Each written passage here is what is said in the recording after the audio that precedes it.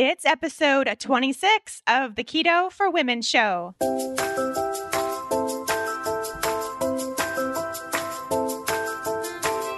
You're listening to the Keto for Women show, and I'm your host and nutritionist, Shawn Miner. This show is designed to empower women to find their own expression of the keto diet to maximize their health and happiness. Now let's get started with today's episode.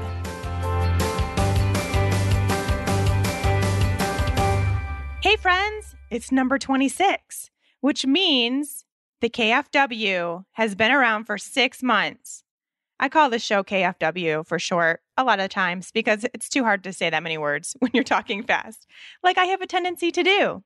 Anyways, thanks so much for joining me. And if you're one of the listeners that has been around for the full 6 months, thanks so much for listening to me every Friday for 6 months. That means a lot, and there will be many, many more months to come.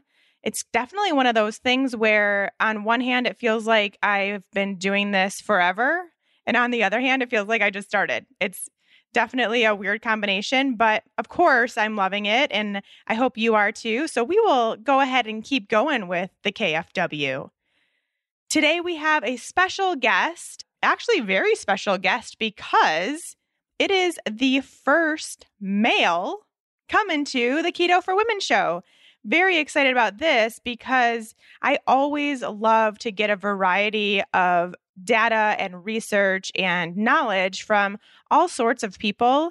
And one of the ones that I feel like in the keto community we have a hard time finding are medical doctors, because a lot of what we are doing in the keto community goes against what a lot of our medical doctors in traditional practices say. And so anytime I can get my hands on an MD that's willing to talk about keto and talk about some of the other myths that come about in the medical community, we're definitely doing that. And so that's what's coming up today.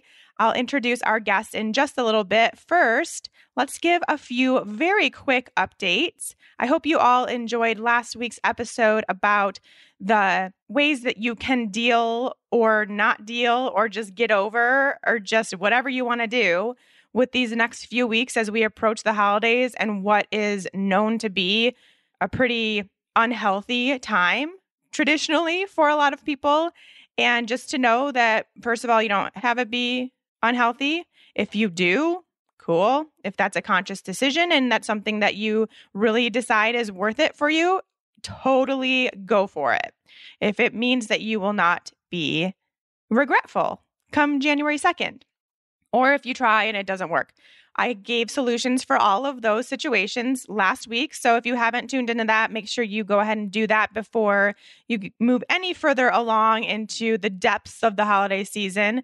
One thing I mentioned briefly, and I just want to make sure, because I kind of glazed over it last week, I do want to make sure you all know that I have a free dessert recipe book on my website. They're all keto approved dessert recipes that I created. They're my top 10 favorite ones right on my website for free. So if you need some new ideas, if you want to try some new things, head over there, shawnminer.com. It's right on the homepage. You can click, enter your email address, and then that PDF attachment will be sent. It's a whole book, will be sent to your email very easily. And you can download it onto your computer so you always have it available. I know personally, I made the spice cake muffins and I added some pumpkin to it this time around because I had some I needed to use in the fridge and they turned out delicious. I just made those this past weekend and I'm going to make them again for my family to have for breakfast in the morning on Christmas morning. We always have a pretty decent sized breakfast with lots of little random things. And I thought that'd be something that I could bring that probably even the kids will like, which is always a plus. And no one will know that I'm feeding them healthy, low carb foods with no sugar. Who would have thought? Or very minimal sugar. And then I also plan to make my chocolate chip cookies for the holiday season to bring to certain events and just to have around. So that will be really fun. And I'm also having a keto cookie exchange with some of my friends here, and I'll let you know next week what I decide to make. We're all going to have a different keto-friendly recipe that we bring and whip up together. I'll let you know some of what I'm thinking, so if it's something you want to look into as well. But that's a really good idea for something fun to do if you do have friends and family that are into healthy eating. Doesn't necessarily have to be keto, but if they're paleo or just into healthy eating, then it's kind of fun to do a healthy cookie exchange to where you're bringing back cookies and snacks that you don't mind eating. I know we'll probably be making some fat bomb type stuff and some of my keto chocolate chip cookies, just things that we want to eat, not things that we make all these cookies, even if they are quote unquote paleo or whatever, they have tons of honey in them.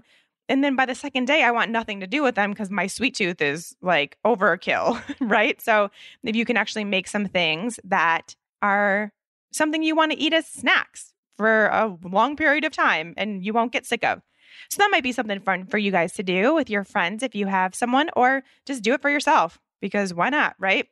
But I just wanted to make sure that you all knew that those recipes were all out there for you to have in one compact book that you can download and have forever.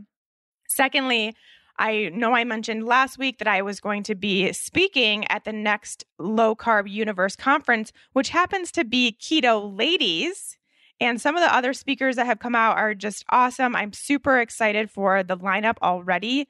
If you know Stephanie Dodier, who was on my podcast a while back and I was on hers, we have very coordinating messages for the keto community. She's going to be there again. And it's just so many really awesome European female health practitioners who believe in the ketogenic diet and also are able to put that into practice as far as fitness and mind-body connections and all that stuff. So it's going to be a conference unlike any other.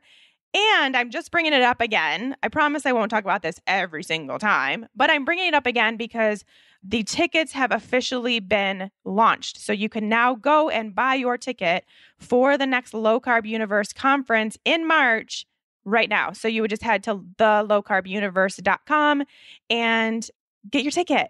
Yay. And the cool thing is the ticket includes your stay, your meals, the conference, everything, which is so nice. So you're just paying for one thing once, and then the only other thing you have to pay for is your flight there. And if you're in Europe, it's going to be real cheap. And if you're not, it's going to be a little more expensive, but still very, very much worth it.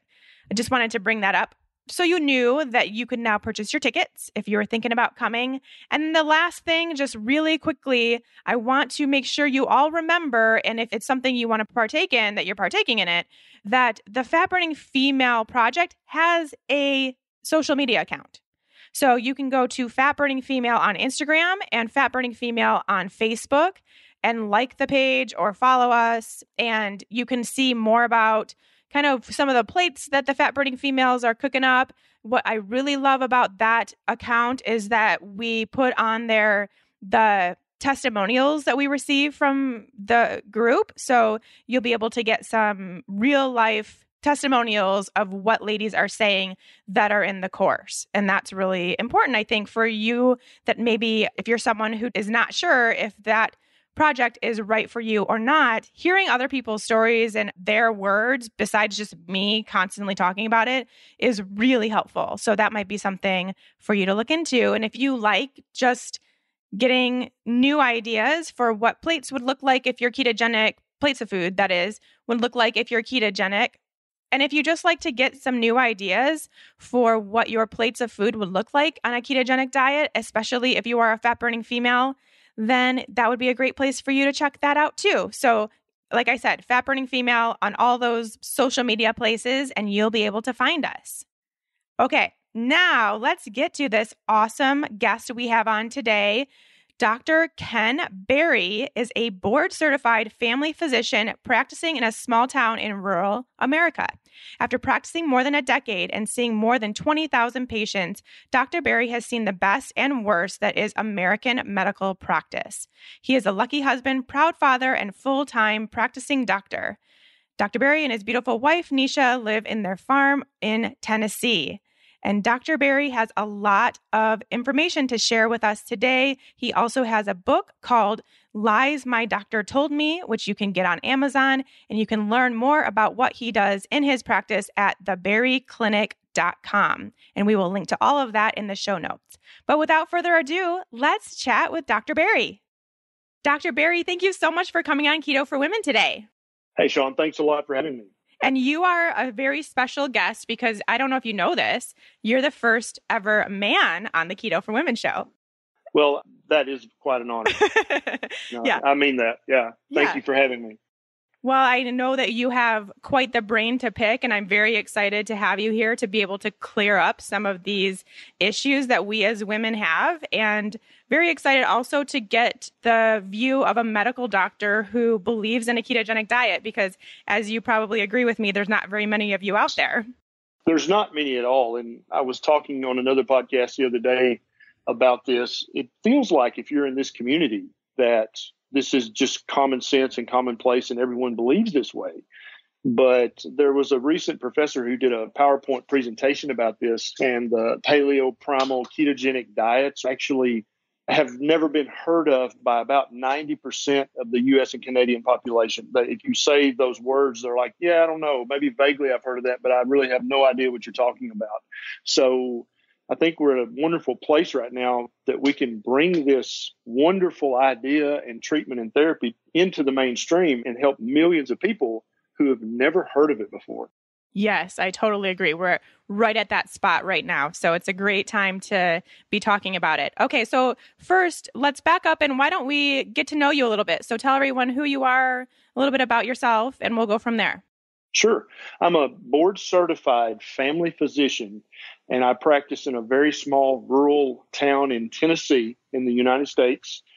And I've been practicing for about 13 years now, seeing about 22,000 unique patients over my practice career.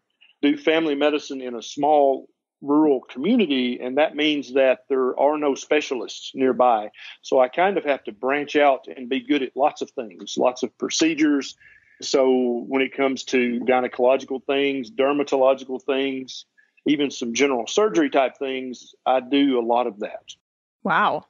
You're a jack of many trades. Exactly right. Yeah. And because often if I can't do what the patient needs done, then it means a 2-hour drive to a metropolitan city, to get that seen to by a specialist. So over the years, I've tried to, if it's any way within my sphere of practice, I try to incorporate that into my practice just to save my patients time, money, and inconvenience. Yeah, that's amazing. Okay, so then let's switch roles and talk more about this ketogenic lifestyle that we are promoting today and why I have a whole podcast. But tell me your backstory with that and how you kind of got started and got interested in the whole way of food being a medicine that you could use as well in your practice. It's quite an interesting story.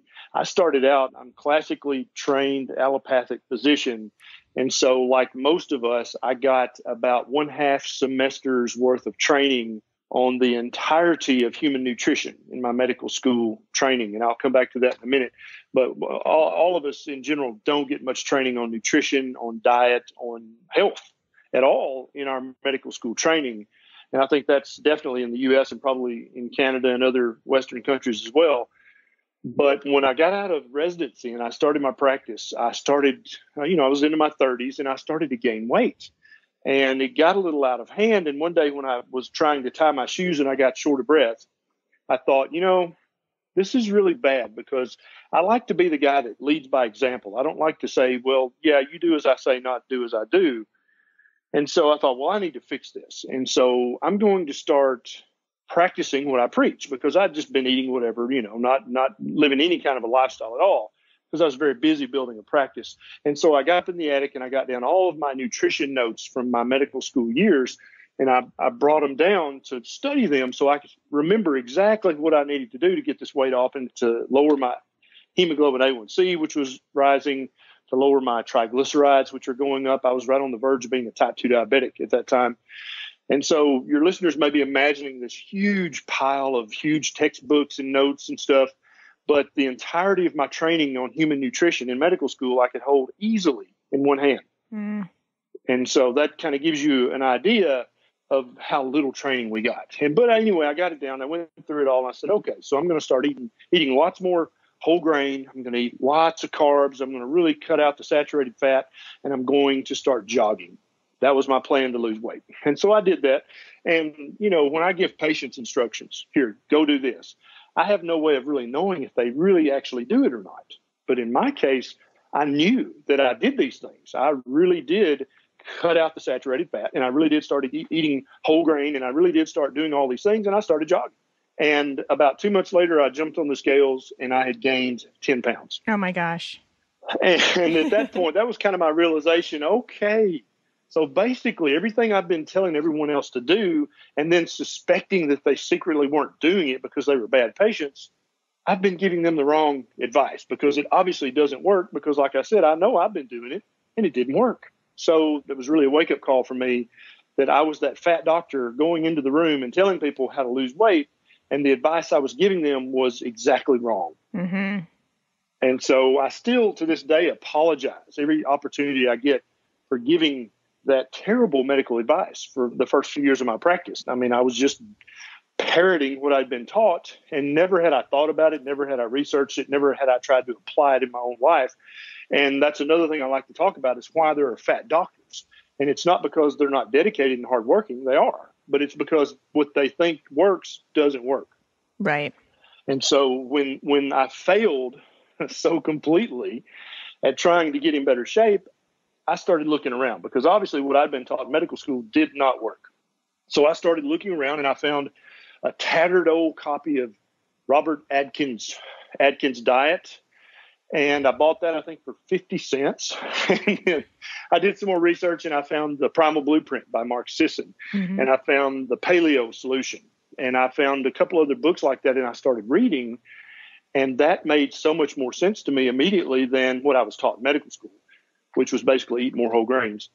And so I just literally memorized those books and applied that to my life. And I started to lose very easily and very noticeably. My triglycerides came down. My hemoglobin A1C returned to normal. I could tie my shoes without getting short of breath again. It was pretty cool. And I stopped the jogging. I found that really didn't serve any purpose whatsoever. And when I researched it, the research basically shows that that's a terrible way to lose weight. So I stopped that as well. But as a culmination of, and I think that the paleo and the primal and the ancestral diets are wonderful, and I still use them in patients who are trying to maintain. But if you're trying to lose weight, if you're trying to lower your triglycerides and lower your A1C, I just don't think there's a better diet in the world than what I ultimately discovered was the ketogenic diet of making those things happen in a very healthy way, but also in a very quick way, and in a way that doesn't involve spending a lot of time or a lot of money.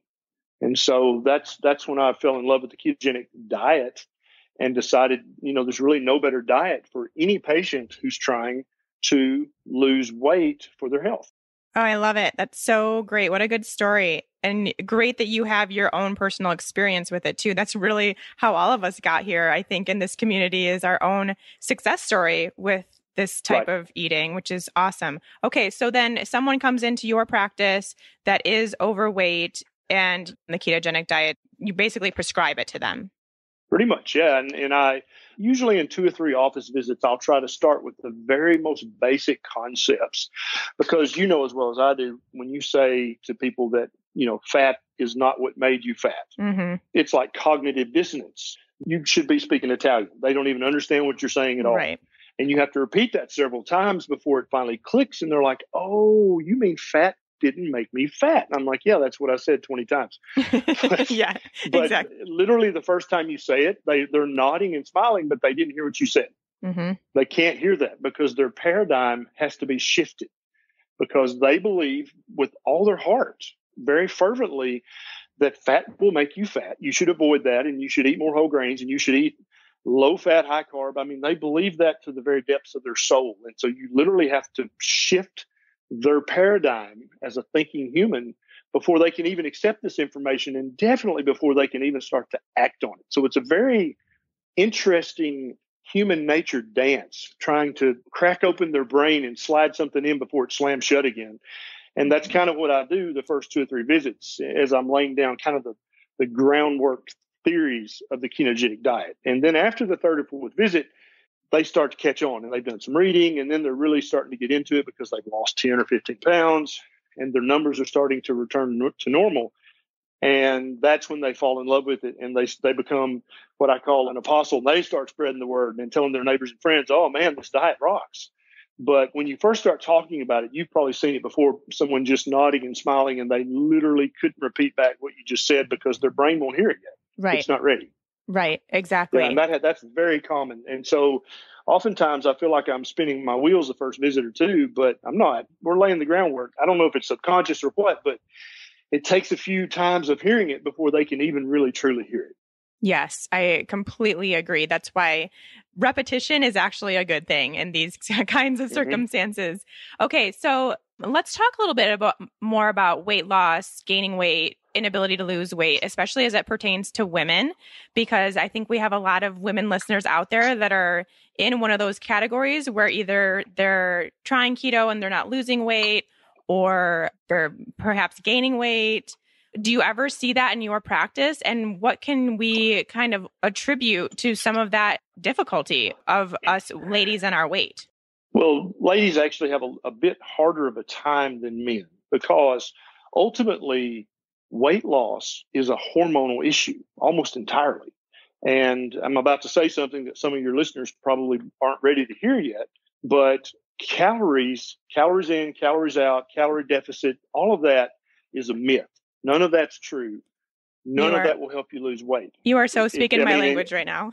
But I guarantee you there's a new listener or two who's going, wait, what did you say? You said the calorie, what? Yeah, because I mean, for years in my practice early on, I would say it's simple. All you have to do is burn more calories than you eat. That equals weight loss. It's boom, there you go. You're welcome. But that it literally has nothing to do with it at all. It's a false paradigm that we've all been operating under for the last 50 or 60 years. And as we can look at the burgeoning epidemics of obesity and type 2 diabetes, that advice doesn't work. It's actually backwards. It doesn't help. It actually hurts patients. And so I stopped even mentioning calories a few years ago, because it cloudies the water. It has nothing to do with how the body loses weight. Ultimately, weight gain and weight loss are controlled by hormones. The predominant hormone is insulin. The next most powerful hormone for weight gain or weight loss is cortisol. And then you get into the thyroid hormones, and then you get into the gender or sex hormones. And when you've got all of those where they need to be, the weight loss is effortless. But you have to get them where they need to be. And in order to get them there, you have to test and you have to see where everything is. And then, and I tell women, it's like a 5-piece band. If the drummer is awesome, but the guitar player sucks, it's not going to be a good night of music, no matter how great the drummer is. And so if we fix your estrogen and we ignore your thyroid and your progesterone and your testosterone and everything else, you might feel a little better, but you're not going to feel like you want to feel, and the weight won't return to your ideal weight like it should. So I try to help people understand that the calories, stop that. Don't even say that word, because it literally has nothing to do with how human beings gain or lose weight. It's all about hormones and all about what you eat. Those are the things you got to focus all your energy on, or ultimately you're just spinning your wheels. And so it sounds like you're also someone on the same track, thinking wise, where you have seen in your practice that the ketogenic diet does help to balance out some of these hormones. Absolutely. Yeah.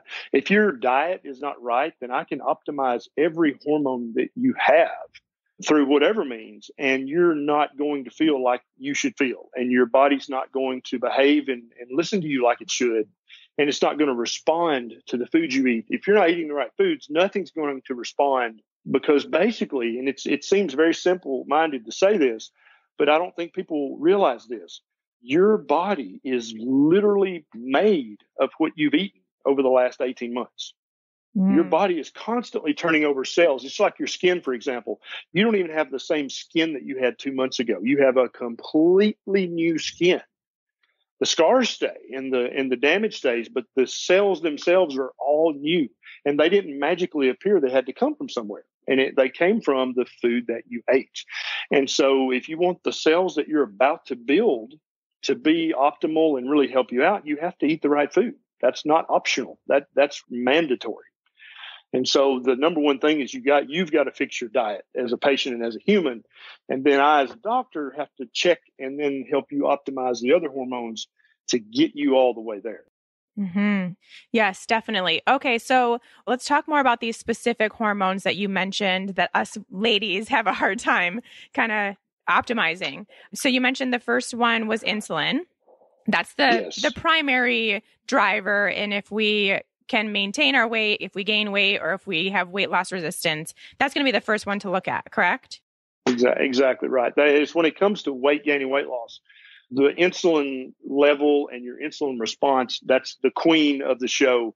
Without your insulin being optimized and low, you'll never lose weight, because when your body's insulin level is elevated, it programs your body to store sugar into triglycerides and ultimately into fat. And that's how you gain weight. And so that's why we see in type 2 diabetics, when they start insulin, they always gain weight. It's not optional. It's going to happen. And then that in turn makes their diabetes worse. Then they have to use more insulin. And so it's kind of a never ending cascade of disease that leads slowly and painfully ultimately to death. And so, yeah, the insulin is totally in charge of the weight gain, weight loss. And I think it's pretty common knowledge that a ketogenic diet is a great place to start with healing that. But what do people need to do in order to know if that's an issue for them or not? They probably need to go see their doctor and get some blood work done. Yeah, definitely you should start there.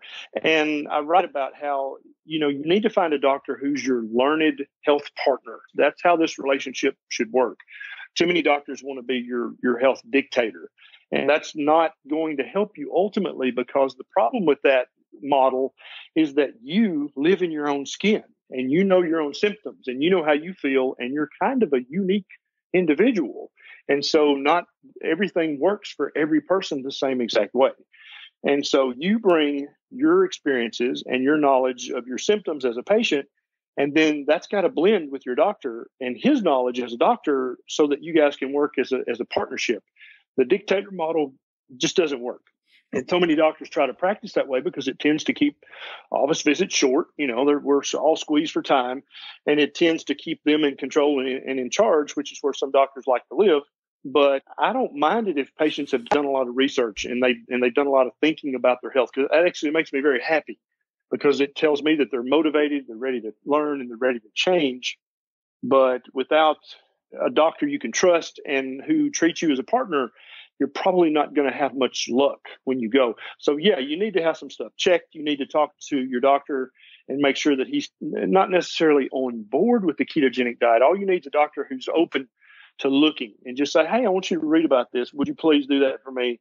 And if your doctor kind of swells up, as we say down in the South, and it's like, nah, I don't have time for that, then you may need to find a new doctor. But if your doctor's like, yeah, I'll check it out, and we'll talk about it next time, then that's a good sign that you may have a good partnership there you can build on. I love that advice. That's so important to have this really good connection and communication with your doctor, and not just this thing where they come in and talk at you for 5 minutes, give you a prescription and leave. It needs to be something that's a little bit deeper, and you need to come in with the knowledge of what you want and what you want to see from your partnership. So I think that's really important to point out. So thanks for doing that. Okay. So insulin's the first thing. Then you mentioned cortisol, and this is one I really see women struggle with. I think that you'll agree. Absolutely. We have an issue here with stress. And cortisol can, absolutely. And I try to break it up, because there's actually good stress and then there's bad stress. And, good stress is trying to increase your maximum deadlift, or trying to run the 100-yard dash faster than you ever have before. Those are stressful things, but it's a good stress. It helps your body to grow. So, but then the bad stress, the stress that many, many women suffer from, is the stress of being stuck in a situation that they feel like they can't do anything about, or they truly can't do anything about. That's a stress that's not a healthy stress. If you're stuck in a job that you must have, but yet you hate, that's a stressor on your system. And that tends to make your cortisol level be chronically high, too high. If you have to work shift work, second shift, third shift, the midnight shift, to make the extra money, you kind of feel like you're stuck. You need that money, but at the same time, that's terrible for your long-term health to work night shift like that, unless you're one of the very few people who is truly a night owl. Your body will not flourish in that environment. If you're stuck in a relationship that you know that you shouldn't be in, but yet you're kind of stuck in, that's a very stressful thing. And that can give you chronically elevated cortisol level, which can lead ultimately to weight gain and to just depression, poor mental health, and ultimately disease. So is cortisol, does that act kind of the same way as insulin, where it's almost kind of signals for your body to store fat? It's quite a bit different biochemically, different pathways. But the ultimate result is that if your cortisol level is elevated, you're going to turn off any weight loss that may be happening. Mm-hmm. Your body's going to tend to want to hold weight. It's going to want to put weight on, because I tell patients, think back 30,000 years. Everything we're doing, I can always say, let's go back 30,000 years and look at your grandmother times 200 generations. When she was chronically in stress like that, then it wasn't that she was in danger of just having a sucky life. It was that she was in danger of dying, or that her offspring were in danger of dying. That was the stress back then. And so if you're chronically in that kind of stress, your body knows that, well, there's either a famine, or there's a family of saber-toothed tigers who've moved in next door, so we can't go out and forage for food. And so we're in real danger of starving to death here. So we need to hold every bit of energy we can. And the way the human body holds energy is to deposit it as fat on your booty, on your belly, or even worse, in your liver or your pancreas. That's how we hold energy. And that's what we would have done 30,000 years ago if there was some kind of chronic daily stress, like a famine or a flood or something like that. You had to hold all your energy. And so that's why it tends to promote weight gain rather than weight loss if you're in just a chronic, stressful situation. Such a good explanation. So true. Okay, now we're moving on to the next rung, which were your thyroid hormones. And so tell us a little bit about how these thyroid hormones work, because I also know there are many women listening that have been diagnosed with hypothyroid and don't really know where to go from there. Yeah, and first let's talk about the huge population of women who have a low thyroid or hypothyroidism, but have never been to the doctor, or worse still, who have been to the doctor and had a test called a TSH check, just one test, and then told, oh, your thyroid's fine. It must just be in your head.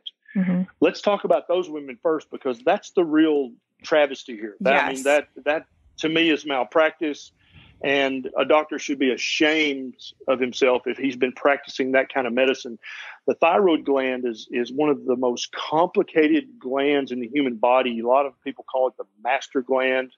And I don't know if I agree with that terminology, but it is eminently important in your metabolism, in your mental health, in your physical health, in whether you gain or lose weight or not. It's intimately connected with thousands of biochemical reactions in your body. And if your thyroid is suboptimal, then everything's going to be suboptimal. And so, yeah, if you went to your doctor and you had the symptoms of low thyroid, which are weight gain, or it's hard to lose weight, I'm cold all the time, I tend to be more constipated all the time, I feel like my hair and my skin are really dry, I think my hair's falling out way more than it should be, I feel like the outer 1/3 part of my eyebrows is for some reason getting really thin, I feel like I'm holding fluid, I'm holding fat, and I just feel miserable. I feel terrible. Something's just not right. If any of that stuff rung a bell with you as a listener, then you need to have your thyroid checked. And to do that, there's a full panel of thyroid labs that need to be checked. TSH is one of them, but the TSH is actually not a thyroid hormone at all. It's a hormone that comes from the anterior pituitary gland, which is in your brain. And it tells your thyroid to make thyroid hormone, but it's not a thyroid hormone at all. So if the doctor checks your TSH and that's it, he really hasn't checked your thyroid at all. Mm-hmm. And so that's very important. And there's a website that I tell all women to go to. It's called Stop the Thyroid Madness. Yeah, that's a great one. It's a great website, and I've sent hundreds of women there, and a few men too, to go and learn about, especially if they're out of town and I can't be their doctor, so that they can take a list. I want these labs checked, please. And I always say it respectfully, because the doctor ultimately is the doctor. But if he refuses to check that list of labs, you need to find a new doctor, because he's closed-minded and he's not going to hear anything you have to say. But there's a complete list of labs, and even some endocrinologists get this wrong. Mm-hmm. If you don't know the results of that entire panel, then you truly don't know the status of this woman's thyroid health. Yeah, it's so true. I see that very commonly in my practice here too. My nutrition practice is people come and say that they have thyroid issues, but then they aren't getting the full picture because they have TSH. Maybe they have a T4 if they're lucky, but they're not looking at a free T3, reverse T3. There's a lot of other things that need to be checked to get that full picture. And it's so important for women to get that information about their bodies. Absolutely. And so if anybody out there had any of those symptoms that I just talked about, check out Stop the Thyroid Madness. That's not my website. It's ran by a wonderful lady who basically was a patient with low thyroid and went to, I don't know, 20 or 30 doctors and didn't get any help, any advice, any kind of treatment. And so it kind of, it angered her, and she decided to just become an expert on her own thyroid. And she pretty much did that. And I tell patients, after you've read on that website for a couple of hours, you will be smarter than the average doctor when it comes to thyroid. And so I highly recommend that website, and I've recommended it hundreds of times. But that's where it has to start, is with checking a full panel of lab work, not just a TSH plus or minus a free T4.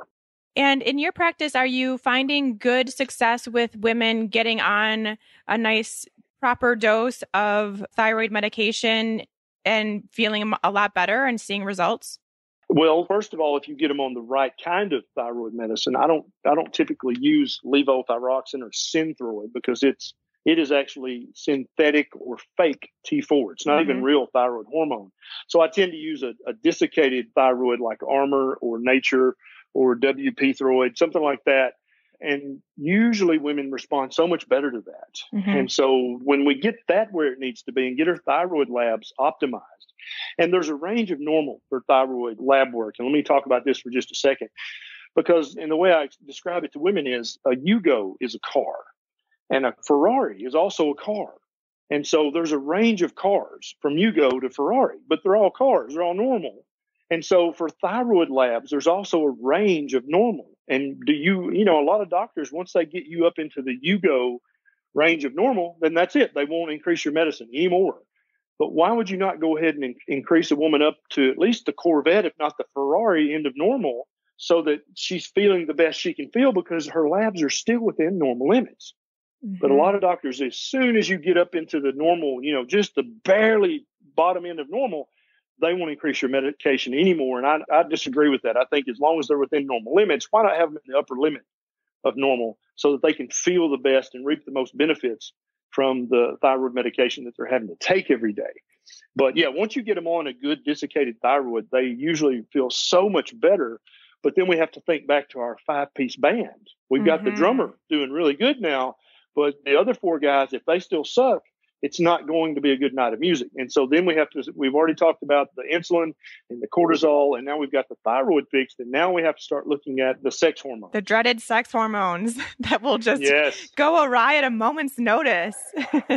Absolutely. And it's absolutely true. I've seen it over and over and over. A lot of times a woman can be quite young, but after she's had a baby or had a C-section or had some huge life-changing stressor, her ovaries will just say, sayonara, see you later, and just stop giving her the hormones that she needs to feel her best.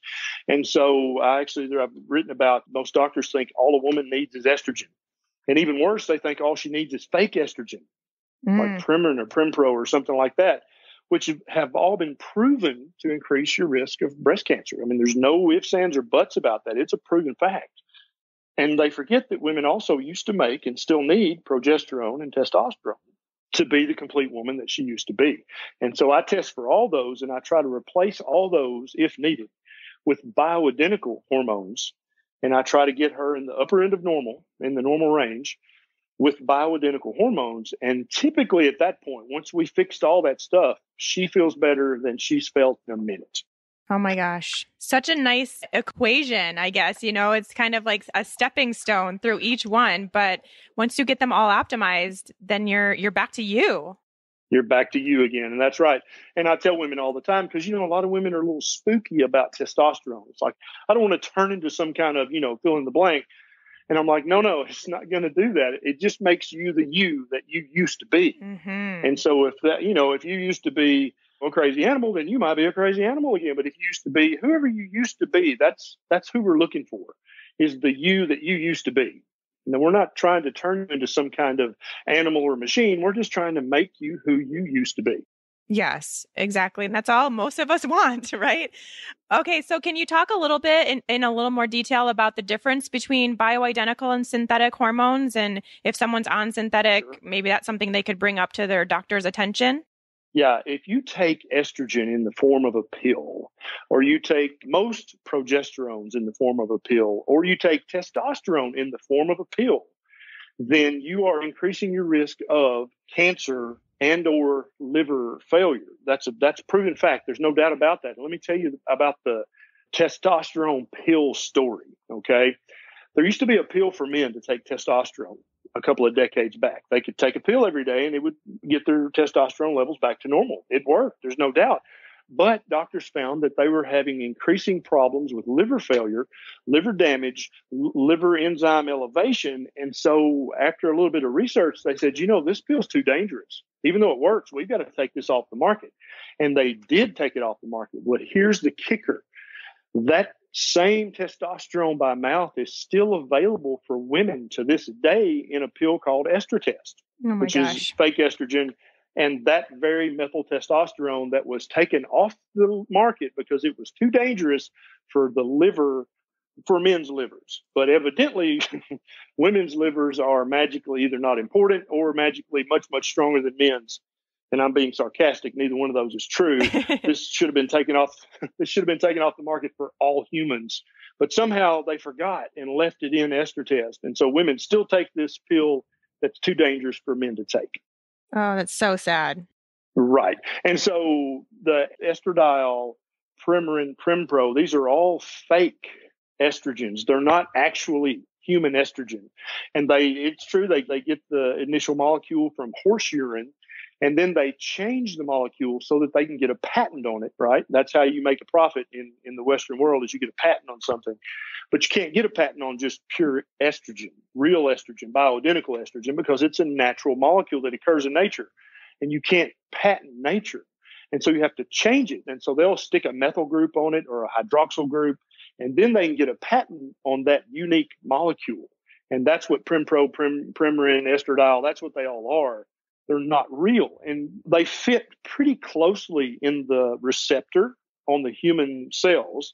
And therefore, if women are having night sweats and hot flashes, it does help those symptoms. There's no doubt.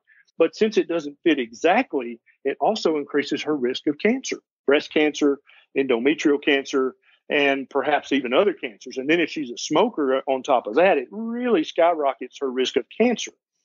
The beauty of the bioidentical hormones is that they are the exact molecule that your body used to make before your ovaries said sayonara, and therefore it fits perfectly in your receptor. And it's never been shown in any study that bioidentical hormones increase your risk of anything except feeling better. I'm so glad that's why I love them. Yeah, that explanation was so great to understand the difference, because a lot of women don't know. And it's definitely one of those things where you're just at the doctor's office and they tell you need this, so you take it and you don't know the difference. Right. That's right. And so the key is, if you take a hormone pill, you need to take a hard look at that, because, and this is why I have to qualify it a little, there are some bioidentical progesterones. They're always going to be compounded at the pharmacy. They're never going to come pre-made. So if you're taking a pre-made progesterone, then that's fake progesterone. That's not real. That increases your risk of cancer and other things. But if it's a compounded pill that's been made at a compounding pharmacy where they actually make medicine the old-fashioned way, then that's more than likely bioidentical and safe to take. There is no safe estrogen or testosterone pill on the Western market that does not increase your risk of cancer, stroke, other things. So you want to get your bioidentical hormones either from a cream that's absorbed through your skin. There's a couple of ways that you can have it absorbed through the vaginal lining or other mucosal membranes. And then there's the bioidentical hormone pellets that are actually inserted into the skin in a small procedure in the office. But bioidentical hormones don't come as a pill. Okay, got it. That's good to know. Okay, so let's move on from this discussion. Now I want to talk about this awesome book that you wrote. It's called Lies My Doctor Told Me. How did you come up with the idea for this book? Well, as you can maybe tell from listening to me talk, I don't just blindly accept anything at face value. everything I hear, I'm like, wait, now why is that true? Where's the research for that? Let me look at that study. And so that tends to infuriate, my colleague and my superiors when I was in medical training. But I feel like it served me pretty well at taking good care of my patients. Through the years, there have been multiple things that have popped up that I've heard another doctor say or that I've read. And I'm like, what? That can't be right. Is that true? Anything, first of all, that goes against nature, or that says that nature's dumb and it doesn't know what it's doing, or that the human body's dumb and it doesn't know what it's doing, immediately a red flag should go up and you should be like, wait a minute, what? Mm-hmm. That we've been on this earth for how long? And it's all been working because each one of us, and this is a good way, if you're suffering from low self-esteem, think about this. You, as your person, are the culmination of thousands of successful reproductions for the last how many eons. If one of those reproductive pairs had failed, you wouldn't be here. So you are literally the product of thousands of successes over the past eons and generations. And so the human body is obviously pretty smart, and nature always makes sense. And so if you tell me, for instance, one of the lies I talk about in the book is that nuts and seeds are bad for people with diverticulosis, and it could cause them to have a flare-up of diverticulitis. So you're saying, wait a minute, nuts and seeds, two of the most healthiest things the human can eat, are now bad for some of us. And immediately when I heard that, I think I was in residency, and I was like, that's weird. How does that even make sense, Mm-hmm. But diverticuli are these little pouches that come off your large intestine. And we pretend we don't really know why people have them. But as you get older, you tend to have them more. Smokers tend to have more. Therefore, obviously, smoking tends to cause them. Makes sense. If you're overweight, you tend to have more. But the theory is that these little nuts and seeds and popcorn get caught in the little pouches, and that causes inflammation or infection. And that leads to diverticulitis. And you see how that sort of sounds like it probably is true on some kind of surface kindergarten level. But there's actually a huge medical study that was done about this very question. 25,000-ish participants in this study. And you probably have read enough about this to know that the more participants in a study, the more power it gives you to predict based on what the results of this study were. Mm-hmm. And this study showed definitively that nuts and seeds have nothing to do with flare-ups of diverticulitis. Basically, they're actually protective. The more nuts and seeds that the participants ate, the less likely they were to have diverticulitis. But yet to this very day, last Thursday, I had a lady come. She'd had a flare-up of diverticulitis, went to the emergency room, got treated, and she came to me and for follow-up. And she said, well, what should I do? What should I eat? And so I told her, blah, blah, blah, blah, blah, ketogenic, paleo, and make sure you're eating lots of nuts and seeds. And she said, but the ER doctor told me to never again eat nuts and seeds. Man. And I'm like, yeah. Okay, so just ignore that because that's not true. And I keep a copy of this study printed out in my office because to this very day, even the biggest gastroenterologist in my state still tell people this medical lie that they shouldn't eat nuts and seeds. And so I have to hand this study out. And I underline the pertinent parts and say, here, go home and read this. Then you can decide whether you're going to listen to him or listen to me. It's up to you. But the things that were actually shown to increase your risk of diverticulitis were smoking, being overweight, and eating lots of processed foods. Of course. But nuts and seeds had nothing to do with it. But yet doctors still to this very day, ER doctors, gastroenterologists, family doctors, internists, they still repeat this lie thoughtlessly and keep patients from eating foods that would ultimately help their health, not hurt it. Right, exactly. Okay, so what are some other lies? I'm sure there's a lot covered about cholesterol. So what do you think about cholesterol? Oh, yeah. I've got 2 or 3 chapters in the book about that. And you're probably familiar with a gentleman by the name of Ancel Keys. Yes. And you've probably heard the entire story. But basically, in a nutshell, all of the fat will make you fat. Fat will lead to heart disease. High cholesterol will lead to heart disease. Every bit of that was based on one huge study that was started back in the 50s, completed in the 70s, called the 7-country study that was basically consisted of completely made up data. He studied 22 countries, but he only published the data from 7 countries. And I'm going to let your listeners guess why he picked those 7 studies. You see, Dr. Keys was a vegetarian. And so he really believed with all his heart that animal products, saturated fat were truly bad for you. And guess what is the research that he chose to publish showed? It showed that very thing. but he didn't publish all the research. He actually didn't publish over half of the research. And when you go back and crunch all the numbers in the 22 country study, it's actually sugar that led to increased heart disease, not fat. Fat was background noise. It really had no effect, good or bad. It was just like nothing. But sugar did have a positive correlation with heart disease. But that didn't fit into his vegetarian beliefs, and therefore it didn't get published. Isn't that just the saddest story? And then it's really sad. But what's really sad, I mean, you can't really fault one guy. I mean, he believed in vegetarianism very strongly. Okay. But he actually came along at this perfect storm of the time where the federal government was looking for dragons to slay and looking for big causes to get behind. And so they grabbed this because they'd actually sponsored a lot of his work, and they actually latched onto this, some congressmen and senators, and said, let's make this nationwide. Let's basically not enforce it, but let's make it this. These are the official guidelines of the U.S. government, and that's what they did. And so then any doctor, and back then there were multiple doctors who were saying, wait a minute, let's do some more studies here. They were silenced because basically you either got on board or you got ran over as a doctor when this was happening.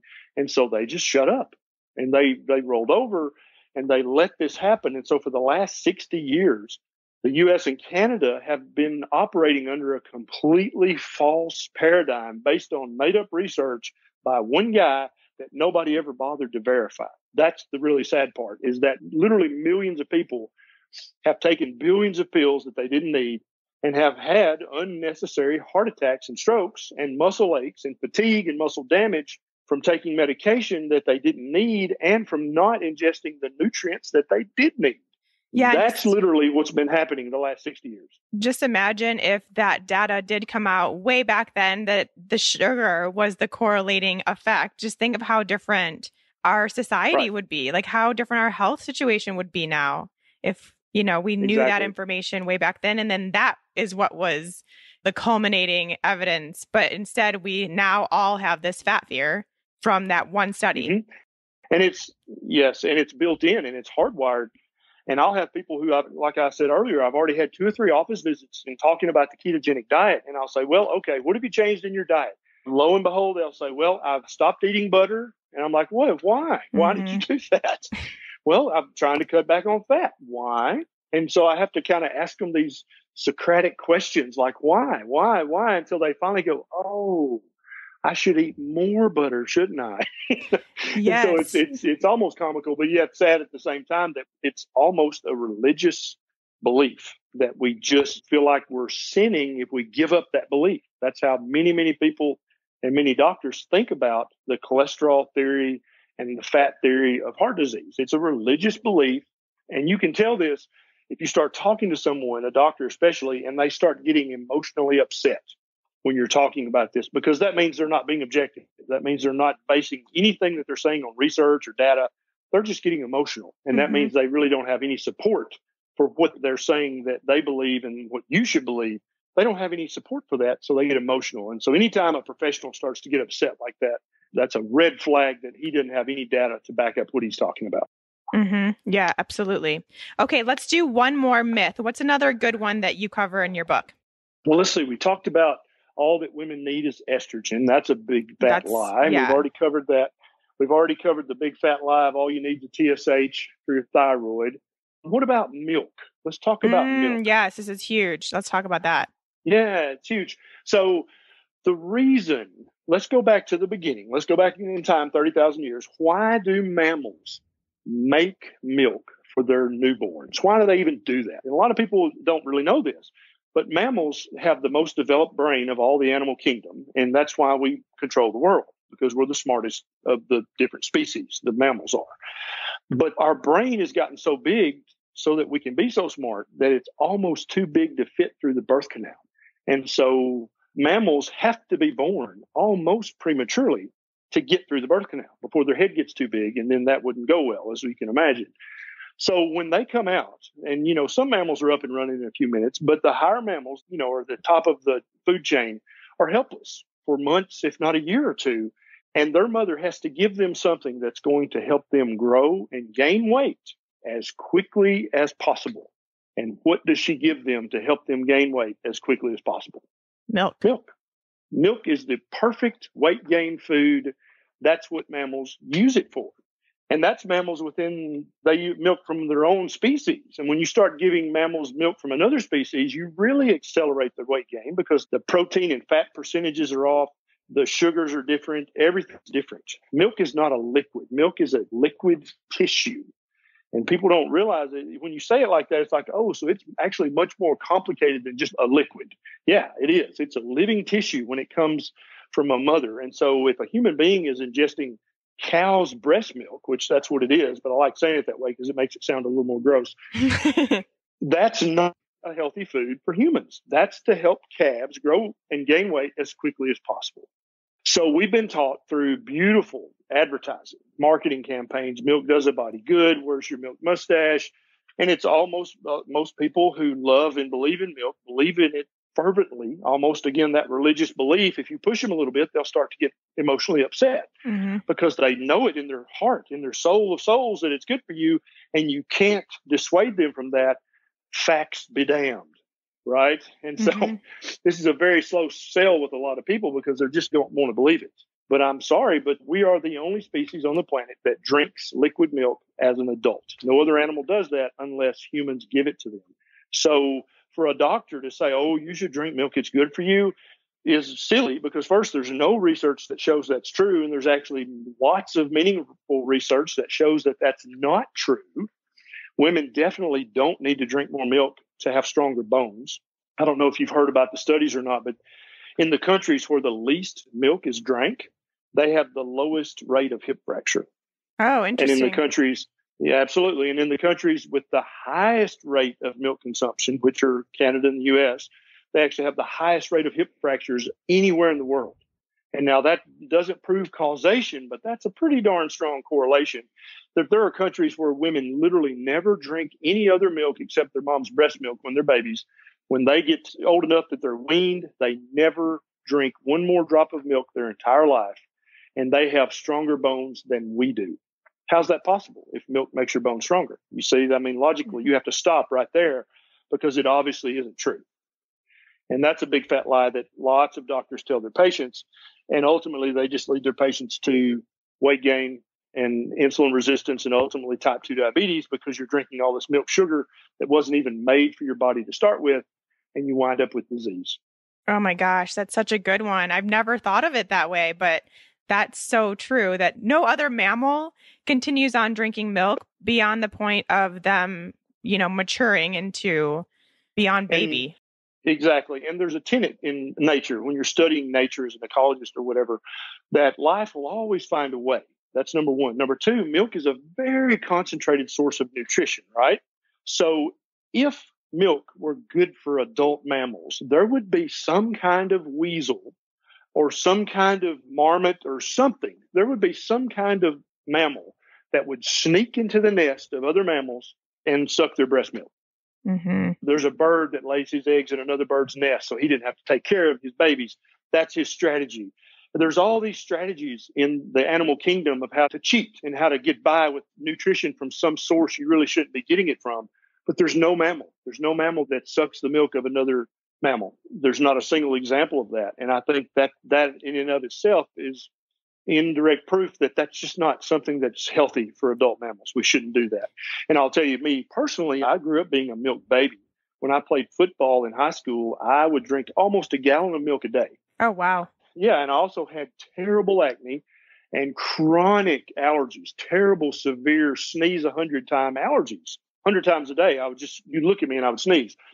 And so when I got to college, I used to think it was because my dorm room was so dirty that my allergy said, we're either going to have to get over it or we're going to die. And they just got over it. But the truth of the matter is I didn't have a fridge handy, so I didn't drink milk when I went to college. And so when I stopped the milk, my allergies went away. And also my acne went away. And I didn't even see that until 2 decades later when I was thinking about the milk thing for the first time. And I look back on my own personal experience and I was like, wait a minute. When I went to college, I stopped drinking milk and my allergies literally went away. And I was the guy that was taking 3 pills a day, 3 different medicines a day, trying to control my allergies and would still sneeze if you looked at me. And it stopped immediately when I stopped the dairy, when I stopped liquid milk. And so I think that's strong testimony that, at least for me, milk is not good for me. Yeah. And I don't think it's good for any adult human mammal. Oh, I love that. I feel like the keto ladies are going to have a hard time with that information, because there's a lot of keto people out there that really rely on their dairy sources. Let me tell you, I love real cheese, and I love heavy cream, and I love, love, love butter. And I use those guys just about every day because it's the milk sugar that leads to weight gain. And it's the inflammatory proteins in milk that deal with the allergies, the acne, the reflux, the GERD. Those are the culprits. And so probably the most pristine way to live would be dairy-free. And I can't really argue with the logic of that. But I think that if you want some dairy, I think that real hard cheeses, real heavy cream, and real grass-fed butter, I think those are fine for the human animal because they're almost pure fat. And so I don't preach against those. But if you'd rather not have any dairy, I think that's fine. You can get your fat from another source. But it's not the fat in milk that's the problem. And so the very worst dairy product of all is skim milk. That is the devil of dairy products. Yes. Yes, absolutely. Important distinction, though, that dairy that's pretty much all fat is a different caliber. Important distinction. I totally agree with that. But I think also if you have some listeners who are like, no dairy, I can't really argue with their logic. Yeah. Just get your fat from another source. But if you love butter, I love butter. I put butter in my coffee every day. But personally, I don't have allergies. I don't have acne. I don't have those things that I used to have when I drink 2% milk. Right. And so my little study here of one guy, I do well on butter and heavy cream and real cheeses, but I did not do well at all on 2% milk. Yes, big difference. Well, this was such an amazing conversation. You just gave our listeners so much to think about, and definitely everyone go get the book, Lies My Doctor Told Me. It's more of this information broken down. You do such a good job of explaining all of this too. So it really gives people a place to start. And it's also important because I think this is a really good resource for people if they're trying to maybe teach others in their family or deal with some pushback that they're getting from their doctor or their loved ones or whatever. This is a great place to go, this book, so that you can kind of break down and give this information to people that don't yet know what we're talking about. Exactly. And just because you believe it and you know it to be true, doesn't mean any of your neighbors know it or believe it to be true. And so using the book for something like that, it's like, oh my gosh, I read this book. You should take a look at it.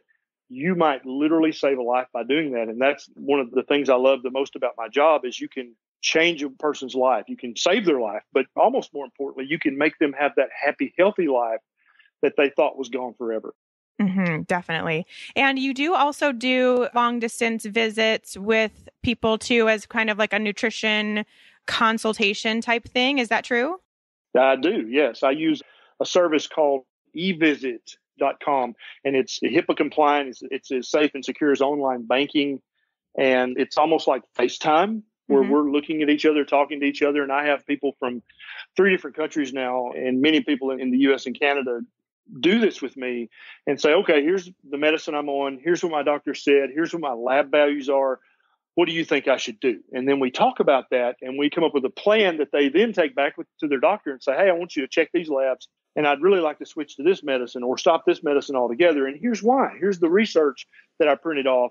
And again, like I said earlier, if your doctor gets uncomfortable or upset that you brought in something that you've studied and printed off the internet, that's a red flag. Maybe you should either try to train your doctor or maybe even find a new one, because this is your one life.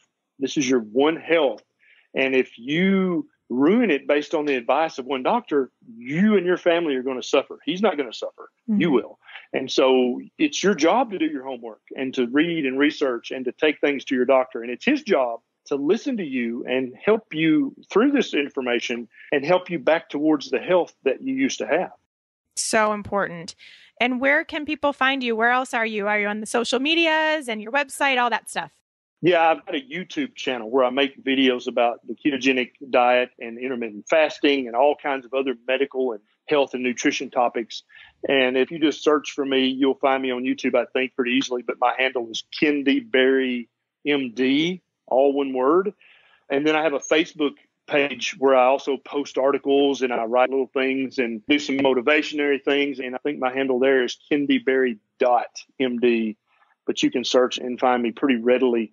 And then on my YouTube channel and on my Facebook page, there's a link to the e-visit. If you want to talk to me face to face about a particular question you have about your health or medications or lab work, you can do the e-visit. All you have to do is click on the link that's on the Facebook or the YouTube. And I also have a Instagram and Twitter, but I don't use those much. You can search and find me if that's the way you like to be social. Love it. That's so great. Thank you so much for being here. Oh, and I do think, aren't we meeting in person in May on the low carb cruise? Yeah, I think we're both speaking on the low carb cruise coming up in 2018. I'm really excited to meet you there in person and hear your speech, hear your lecture. Yeah, I know that'll be really fun. And maybe we'll meet some listeners of the Keto for Women show too. There. Love it. So great. Thank you so much for your time and for explaining all of that awesome info for our ladies out there. This has been a real pleasure. Let's do this again sometime. Yes, absolutely. Thank you. Hey, lady. Do you want to make sure that you are doing the ketogenic diet the right way for you? Do you want to make sure you're getting all of those amazing benefits that come with producing ketones and not putting any extra stress on your body? Then head to my website and check out the Fat Burning Female Project. We have a new class starting soon, and I'd love to have you be a part of it. Head to bit.ly/fatburningfemale. That's bit.ly/fatburningfemale. And make sure to sign up to get a notification of when the next class will be. Can't wait to see you there.